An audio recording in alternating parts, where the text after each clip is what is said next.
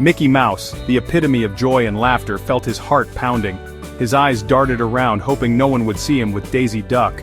They were hidden behind the giant teacup ride at Disneyland. He leaned in, their noses touching. He kissed her.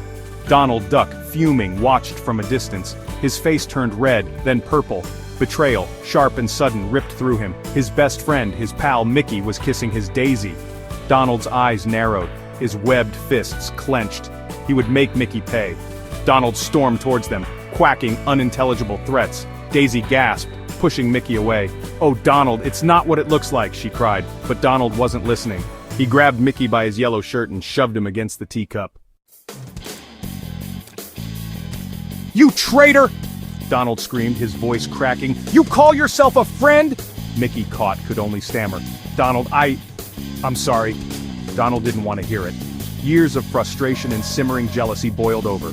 He punched Mickey square in the jaw. Mickey crumpled to the ground. Blood trickled from his split lip. He looked up at Donald, fear replacing his usual cheer. Daisy screamed, trying to pull Donald back, but Donald was seeing red. He kicked Mickey in the ribs again and again. It took several security guards to finally pull Donald off a whimpering, broken Mickey.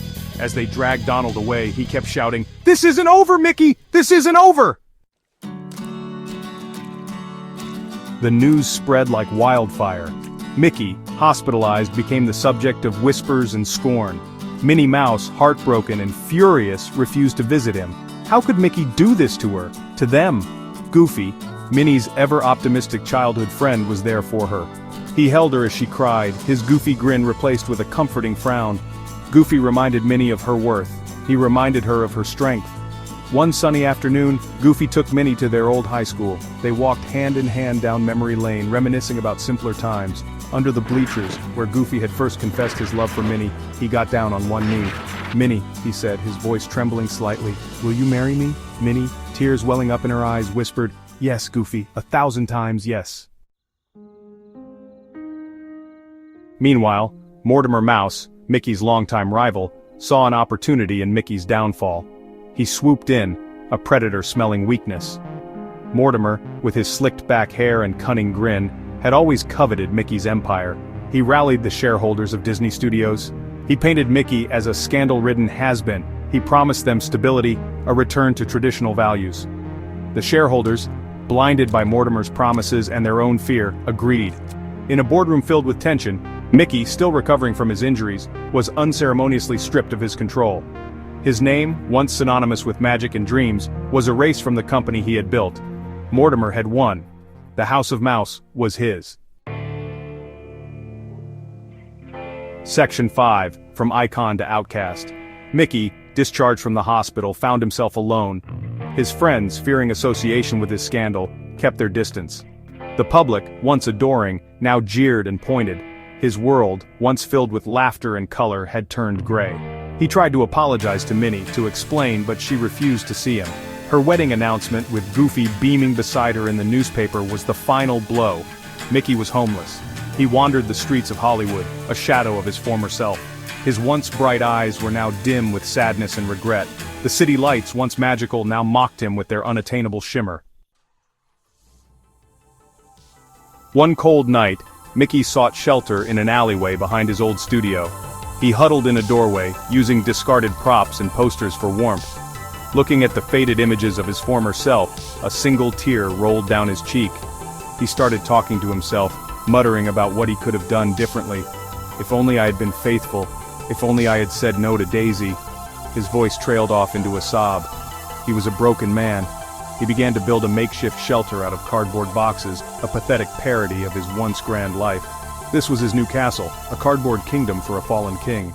The rain poured down, mocking his misery. One day, Mortimer, now the head of Disney Studios, decided to pay Mickey a visit. He arrived in a limousine, a smug smile on his face. He tossed a few coins at Mickey, the clinking sound echoing in the alleyway. "Well, well, well," Mortimer sneered, looking down at Mickey. "Look what the cat dragged in, or should I say the mouse." He let out a cruel, high-pitched laugh. Mickey, his pride shattered, could only look away. Mortimer continued to taunt Mickey, relishing in his downfall. He reminded Mickey of his lost fame, his lost love, his lost everything. With each cutting remark, Mortimer twisted the knife deeper into Mickey's already broken heart. Mortimer, before leaving, leaned in close to Mickey and whispered, "You know, Minnie and Goofy are on their honeymoon at Disneyland.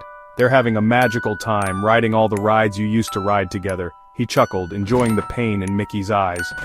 That night Mickey couldn't sleep. Images of Minnie and Goofy, happy and in love, flashed through his mind. He imagined them holding hands on the It's a Small World ride, kissing under the fireworks, sharing Mickey Mouse-shaped ice cream cones. Every yuck that echoed in his mind was a fresh stab to his heart. He curled up tighter in his cardboard box, wishing for the sweet oblivion of sleep, but it wouldn't come. The rain continued to fall, mirroring the endless tears he could no longer cry. The once bright and cheerful Mickey Mouse was gone, replaced by a shell of a mouse, haunted by regret and despair. He wandered the streets of Hollywood, ignored and forgotten, a stark reminder that even the brightest stars could fall. As dawn broke, casting a cold gray light on the alleyway, Mickey looked up at the faint outline of the Hollywood sign. It seemed so far away now, a symbol of a world he no longer belonged to.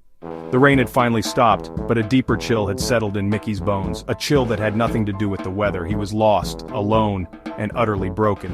Mickey Mouse, the icon, the legend, was no more. In his place was a cautionary tale, a whispered warning about the dangers of pride and infidelity. The fall from grace, as Mickey learned, was a long and painful one.